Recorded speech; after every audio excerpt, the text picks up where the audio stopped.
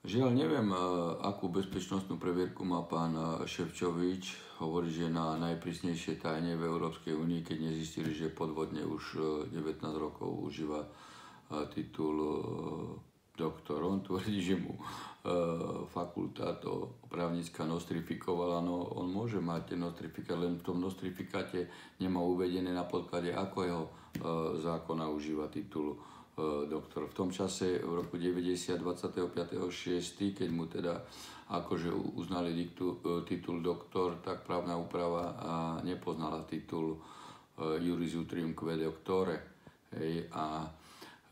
Ani MGR, ani magistra nemohol dostať, lebo od 1.7.90 bolo až titul magistra, až v 96. sa obnovil titul Júdur. Tak pán Šefčovič by sa mal skutočne celému národu ospravedlniť a mal by automaticky odstúpiť a zároveň špeciálne by sa mal ospravedlniť členom Smeru, ktorí mu dali 100 000 do kampane. On ich podviedol, nielen občanov Slovenskej republiky. To je ináč strašné. Veď si zoberte, profesora Chmelára musel dospieť k určitému titulu drinou, štúdiami, prácami, aj rigoróznymi, aj profesúrou, aby mohol užívať titul profesora. Tu je doktor a jednoducho je komisárom Európskej únie, teda vicekomisárom, vicepremiérom Európskej komisie